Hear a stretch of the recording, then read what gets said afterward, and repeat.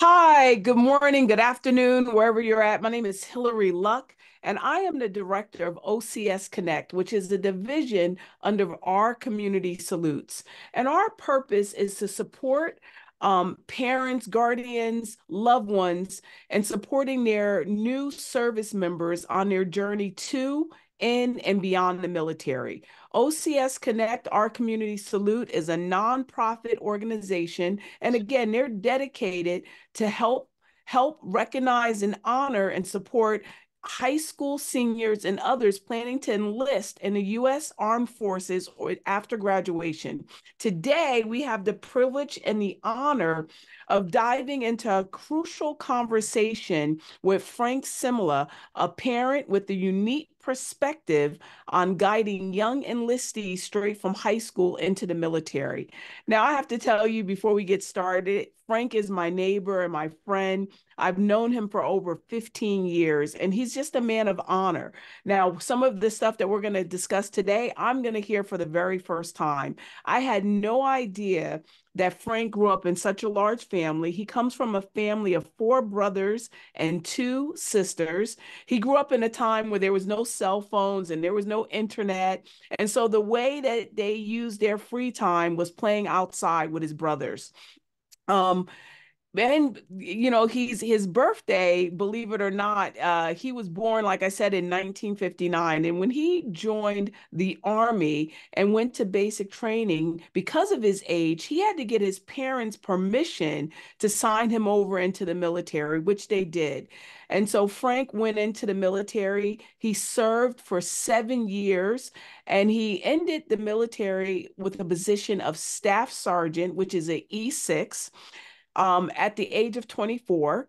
He then stayed 4 years away at his last service station prior to coming home. And so for 11 years, he was away from home. And then when he came home, after he returned home, he shortly married and settled down in our local community here in New Jersey. And he has a wife, he has two sons, both who have served in the military, one who is currently actively serving in the military for over almost 6 years, and one who served for 6 years. With all of that being said, I'd like to welcome Frank. Frank, welcome to the conversation. Hi, Hillary. It's nice to be here. Nice to see you. Thank you. Thank you, Frank. Let's just start off with a little bit about your personal life.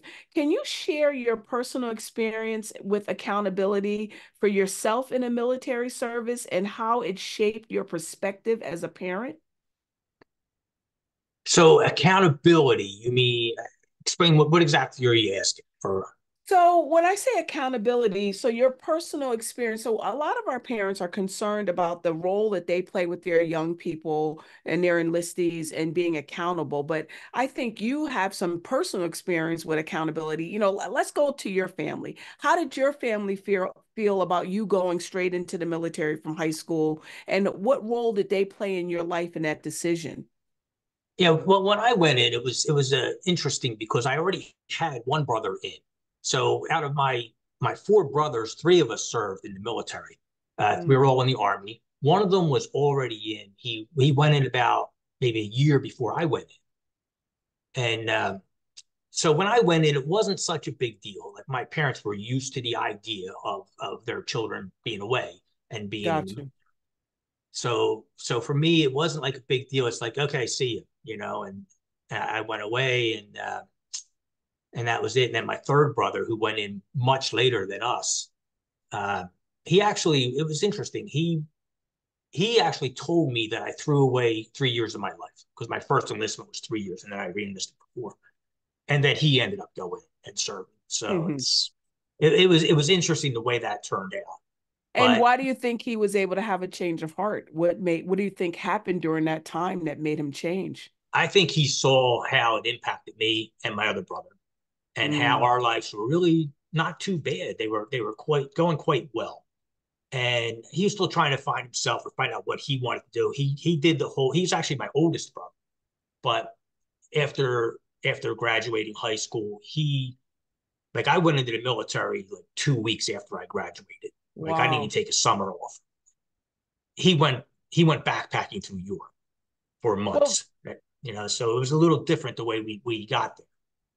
So let me ask you about that. With our community salute, we're one of the first to say thank you to young men and women who go straight into the military. When you went in, did they have any celebrations, any form of any way of thanking you for making that decision straight out of high school? No, there was really nothing. You got to remember when I went in, it was like 1977. So the Vietnam era was just ended. The Vietnam War just ended, and not too many years prior. It wasn't a very popular decision to go in the military at that time. So Mm. when I went in, it was kind of like, I wasn't even sure how people were going to react to me going in, honestly, other than my own family. The when I say people, I mean the average citizen, because there was a lot of people protesting the war, and they were dead against the war in Vietnam. So it was a little different atmosphere. Like right now, I think there's a lot of support, a lot of community support for military people.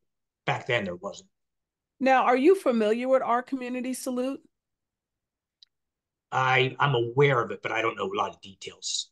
Okay. And I know one of your sons went to one of the banquets. Right. And when you went to the banquet, was that your first time hearing of us or being a part of it? That was the first time. Yeah, I had no Gotcha. idea it even existed. Got you. And obviously because of when the time you went in, there was nothing going on based on what you said. So let's dive into the role of authority. We're going to talk a little bit about authority. We're going to talk a little bit about, as parents, what role do we play in our enlistees' life and how close do we stay connected in that role of authority? As a parent, um, can we instill a sense of accountability in our young enlistees without being overbearing or overwhelming to them, do you think? Yeah. I think you got to raise them correctly. I mean, it doesn't start the day that they decide they're going to the military, right? They got to be raised correctly from when they were young boys and girls. Um, so it's got to start that early. So there's not a whole lot of, as far as going in the military, I don't think there's a whole lot you can do in a short period of time to prepare them for the military life. I mean, they should already be there. And I think as a parent, the best thing you can do is support their decisions, advise them, on perhaps what MOS they want to go into, answer their questions. When I say advise, I don't mean tell them what to do. I mean answer their questions. You know, And I guess with that being said, for some parents, answering their questions or advising them, they want to be the one instructing them and they want to make sure that when they give them the advice that they're going to follow through with it. How does that change in your perspective when you're dealing with a young man or woman who's already made the decision, they're in the military? So how do you as a parent handle when you have two sons, when you give them advice that they don't necessarily want to follow through with? yeah. I didn't agree with everything my children decided to do when they went military. Um, but I think the best thing you can do for them is have faith in the way you raise them. Uh, Advise them, like I said, but don't decide for them and just bite your tongue when it comes time that when they're saying, I want to do this, I want to do that. And you're like, oh, no, no, no, don't do that. Sometimes you got to bite your tongue and just let them do it. And if they make a mistake, let them make that mistake. And how do you feel that helps in the balance of their independence? Do you feel like, because you said something that I 100% agree with. There are some decisions my sons have made in the military or in life that I don't necessarily agree with, but they're adults and I have to support them even with a no. And I hear that you're doing that. I don't agree with it, but you have the choice to do that. How do you feel like that helps them with that balance of becoming independent, strong, self-sufficient individuals? Well, they know what you expect of them. They know what you want from them. But and if it were and they go against it, well, if they make a mistake, they're going to learn from that mistake. So that helps them to grow up and mature. And I think they need to make mistakes. I think so. I think currently in today's world, whether it's right or wrong, we have a lot of influence and a lot of communication with our children. And obviously, it's not wrong to have communication with your children, but we have a lot of communication. And I say a lot more because, when was the last time you didn't send a text to one of your children? I mean, you can routinely send text messages. You don't even call them on the phone anymore, but you communicate through emails, text messages, and cell phones.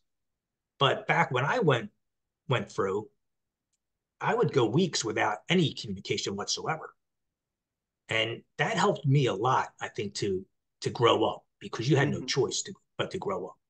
So I think a balance between the two. I mean, I maybe would go months without speaking to my father, because if I did call, because the only way we could communicate was calling or even writing letters. Right?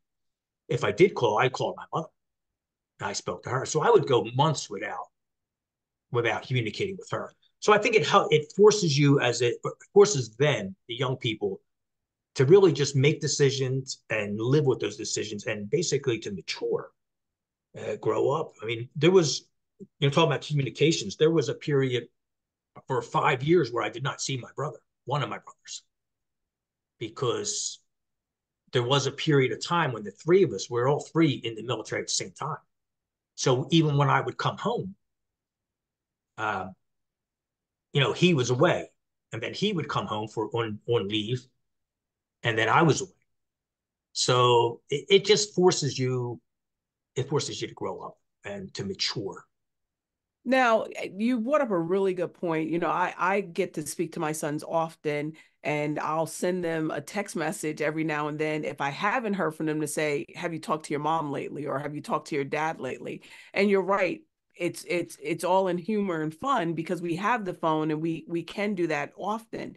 What is a balance, do you think? Because I think in this day of technology, like you said, we can reach out at any given point. What is the balance, in your opinion, now that you're a father and you have sons in the military, or a son who was in the military and one who's currently in the military? What is a balance that you think parents can set to say, you know what, let me pull back a little bit to give them some room to develop and grow? Yeah, I think it'll vary from child to child, right? But I think if you have it set up in such a way where your child is, and I say child because they're adults, but they're really children to us, where your child is initiating the communications more often than you are. I think that is the balance you should be looking for, because they'll call you when they need you, but you don't need to be calling them every day. You don't need to be texting them. A text doesn't hurt. I mean, you could text every day, but you don't need to be basically monitoring every aspect of their life daily. And Let how do them you do most of it.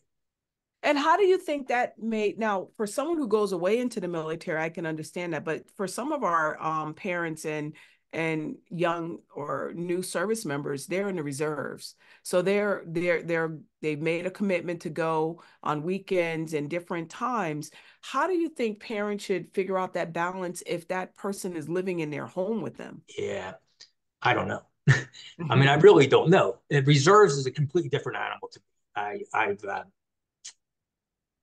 I've known people in the reserves because I served with them. Well, I mean, I was active duty, but the reservists would go to school with us. Sometimes they would train with us, so I knew these people. But it's a different world. It really is. It's a different environment altogether. So I don't know the balance. I don't know how that would be balanced, because they're really civilians more than they're military. So they're living at home. If they're living at home with you, then you're going to communicate daily. So there really isn't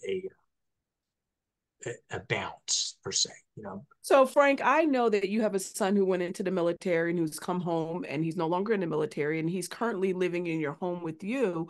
Have you been able to figure out a balance in dealing with another adult being in your home as opposed to a child? Or are you still looking at him, or do you still look at him, like you said, he's still your child? But how Yeah. do you figure out that balance with I communication with just, an to adult? me, he's an adult. I mean, once they come back, they are not the same. They are, they're not your children anymore. And that's because, well, in my case, my son Jacob, he grew up, well, I'm sorry, I got a dog over here that's bothering. That's okay. Feel Uh, free. yeah. Jacob was gone for 6 years. So he came back. He is not the same person. I need to take her out real quick. Can we pause this for a minute? I can explain later. Yeah, let me see if I can Is it stop the possible to recording. pause it? First time for everything. Ready? I'll You go explain ahead. it. I'll go for it.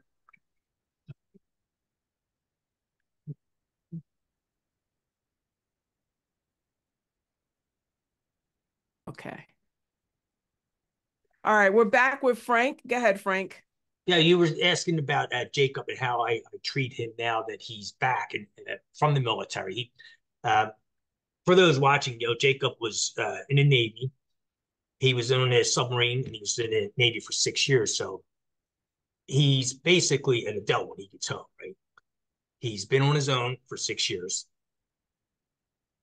totally independent. He had his own apartment. He's paid all his bills. I don't pay any of his bills. So when he comes back and he's living here while he's going to school, he's an adult. I mean, I don't interfere. I ask sometimes, what are you doing? Where are you going? But I really don't. I don't have any input. I just basically have a regular conversation that I would have with any adult about what he's doing, and I don't question what he does. And he tells me he's going to go out to a bar. I don't. I just say have fun. Well, Jake doesn't go to bars, but I'm just Yeah. saying in general. In general, I don't interfere with his life pretty much, and I think that's what I did while he was in the military, and with my other son. I basically don't interfere with their life. They tell me what they're going to do. I might share my opinion, whether good or bad, but then I clam up, because if I feel like they're doing something that's not correct or that I would do differently, um, and that was a hard part for me, things that I would do differently, because it was hard for me because I did 7 years in the army. I know what it's like, right? Or I think I do, but it's not the same army. That was an army a long time ago. It is not the same. So it's hard for me sometimes to clam up and to not give my input, because on one hand, I feel like I know what I'm talking about. On the other hand, it's not the same. It's completely different. I You know. totally understand that. I'm learning as a parent that, I can give advice, but the same God who blessed and helped me through life is the same God that's blessing and helping them through life. And I need to sometimes get out of the way so that they can develop and learn on their own independently. And it's a hard balance for parents. And we do understand that because we're both parents. But I think what we're both saying to you is figure out the balance and be comfortable in the uncomfortable. And it's sometimes better to bite your tongue than to say too much. And Right. again, for somebody who talks too much, I'm telling you something that I'm learning myself on this journey. Right. Let's And jump. one thing, I remember one thing that happened, and it was somewhat minor, I guess, when I look back. I was home on leave, uh, and my dad and I disagreed on something. I don't even remember what it was. And I lived, like, at that time, I was in North Carolina, stationed in North Carolina. And I said, all right, I'm out of here. See you. And I just got in the car and drove back. So it's like, you really don't want that to happen, right? You don't want your children to say, all right, you don't like what I'm doing? I've been living on my own for 5 years. I'll see you later. And you don't want that, So it's best to sometimes just bite your tongue, clam up, and accept it. Yeah, and I Let your think children not. grow up. Yep. And I think not every battle is a battle. Some things that seems like a fight seems like, man, if they could just do it my way, what's the worst that can happen if they do it their way? You might, as a parent, learn something new. So I feel like not everything has to be the thing that you plant your flag in and say, this is what we're going to have a big discussion on. Some things you have to say, they may fall, they may hit the ground, but this is something that they'll grow from hitting the ground. And if they want my support afterwards, I can support them. And I think it's okay as a parent to say I don't agree, but not to support is something completely different. I don't Right. agree with what you're doing, but I'm here for you in the process. Does that make sense, Frank, to you? Yeah, that makes sense to me. That sounds right. That's perfect.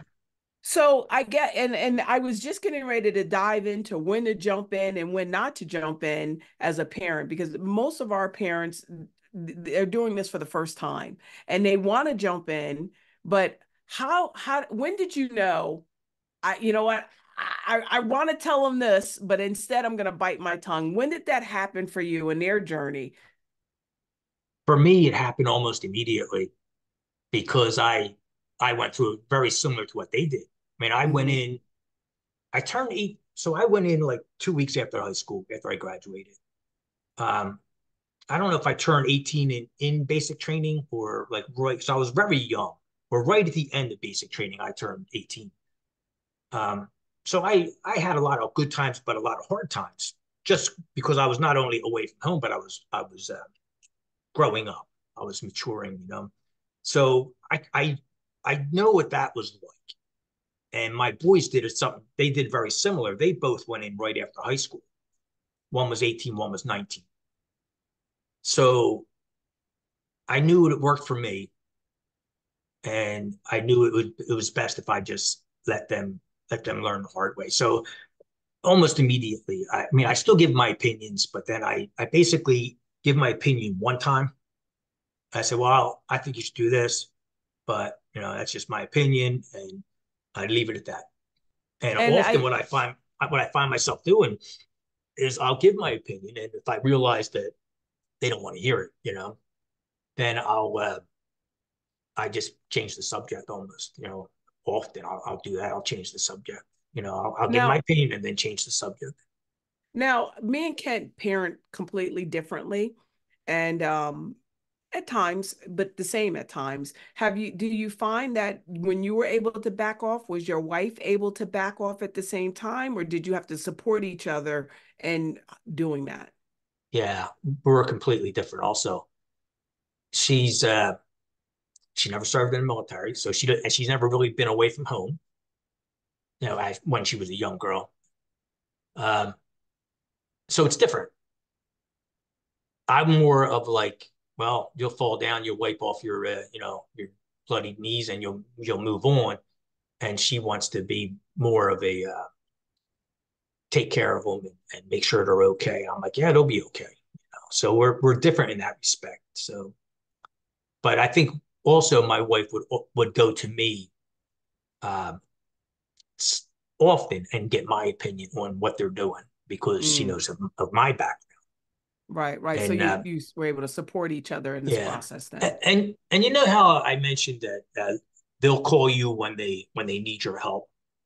Well, I find that my one son, the one that's currently he's still serving, um, whenever he has problems with the military or a military question, he calls me. And whenever it's anything else in life, he calls my wife. You know, so it's interesting in that respect. So I know when he's calling me, it's something military related. Got you. Got you. Yeah. Now, how do you then also set boundaries? I'm very fortunate that my sons live within a 2 hour, 2.5 hour commute. And so they come home often. But I had to set clear boundaries that it's no longer your home. It's your home that you always can come. But when you're here, that's a guest room you're borrowing now, not your room. And, I've had to say, leave it the way you found it because it's a guest for somebody else, not necessarily your name.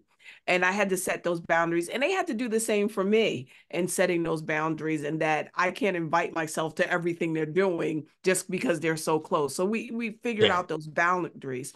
What would you say to parents and trying to figure out those boundaries, trying to figure out, yes, they're independent, yes, they're an adult, but they're in my house when they come to visit. This is what I expect of my home. What would you say to that? Yeah. I tend to give them the same freedoms they would have if they were still in the barracks. Within limits, obviously, right? But like, well, my one son did come home, and he's just home temporarily while he's in school. Right? But my son that's still away, his room is relatively unchanged from when he lived here. We changed a little bit in there, but he walks in there, it's like he was in high school again. The same posters are up on the walls. You know, we didn't convert it to anything. Um, so there's really not a whole lot of change for us when they do come home, because when they come home, like Jacob never really came home a lot. He was deployed often when he was on a submarine, so they're always gone. So he was always deployed. Um, we didn't really see him very often, and the same with my youngest son, the one that's in the army. We don't really see him very often, so we don't have to worry. I guess it's more of a problem when they do live close by and then they come home often, right? But for us, it wasn't a big deal because Ethan might come home, my youngest one might come home, 2 weeks out of the year, maybe. So, and yeah, so we don't really uh, control too much with what happens when they do come home. So I guess what I'm hearing, and based on what you said and what I said, that as a parent, regardless of where your child is, whether they're in the reserves, whether they're stationed and they're deployed often, whether they're coming home frequently, communication is key. Figuring out the balance of that communication and setting a communication for both you and your loved one that works for both of you. Does that sum it up to you, Oh yeah, Frank? for sure, for sure. And there are like when my youngest one does come home, there's certain things that we do request from him. Like he can't be away all the time. He's got to spend some time with his family, and even certain specific dates because he'll come home during holidays typically, right? But yeah, we communicate quite a bit like that, and just ahead of time, we'll be like, okay, this night and this night you need to be home. We got plans as a family, and he's okay with that. So And I think one of the key things that Frank said that I just want to highlight is that there's not a whole lot you can do your senior year when you find out that they're leaving, if you haven't done it already. Now, I'm not discouraging the parent who didn't do. Maybe life was struggled and you had some struggles and now you're at the point that your child is getting ready to embark on this new journey in the military. But what I would say is build upon where you're at. So we're not going to build something new in a short period of time. It's going to take time to build upon, but also trust that whatever you set in motion from the time they were one, from the time they were five, from the time that they were 15 is going to still be in motion throughout their lives. Would you agree with that, Frank? And what would you add to that statement? yeah, I agree with that. There's not a whole lot you can do, but you can add to it. Yeah, I don't know what I would change, honestly, what you said. That's pretty much the way I feel. Mm-hmm. It's there's not a whole lot you can do up to that point. But hopefully by the time they leave, they've got a good solid base. And and they probably do in most cases. If a young man or woman decides they want to go in the military, that's a big decision to make on their own. So that tells me they got a level of maturity already to make that decision. So I think in most cases they'll be fine. And I guess the advice I would give to parents is trust your parenting skills. And again, they may not be mine, they may not be Frank's, but you did the best that you could do with what you had at that time. And trust that and continue to know that you're always going to play a role in your child's life, your young adult's life, your military man and woman's life. It just may transition and look a little different as they grow.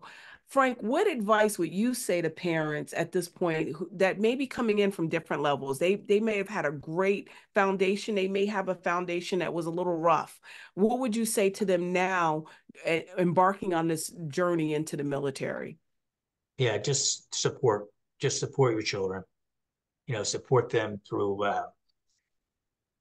emotional support when they need it. Support them by not getting too involved with uh, with their lives. What I mean by that is don't make decisions for them. So support them in that way also, but just be there for them because there's going to be hard times for sure. Every young person that goes in the military is going to have hard times. I mean, I did. Uh, but you know what? I know whenever I needed to support, I could just call home, just be there for them. Basically, I could call, I could talk to somebody. Back then, it was a phone call. Today, it's a text message, perhaps just a text message is all they need. And I see that from my youngest son, where he'll text and he's having a bad day. But if he texts my wife, he's having a real bad day. If he texts me, maybe not as bad. But yeah, And just support them through, just support, be there for them. what I just heard Frank said just made me think about, we both are new pet owners, and we have young puppies that we're training. And one of the things is we have to take cues from our pet on what to do and when not to do. And you saw Frank had to take the cue to get up and take his dog out. What I would say to parents is learn to take those same cues from your loved one. Learn to understand, like Frank, he clearly understands when a text comes to him that it's a little different than when it goes to his wife. And I would say to us as parents, we're growing in this journey. Learn to grow and take those cues. Learn to understand and be able to read the scene so that you can be the best that you can be in that scene. And I also would say give yourself some grace and some room to grow. You may fail and you may say some things the wrong way, or you may jump in too soon or jump out too soon, but trust that in the journey it's going to be right when it needs to be right.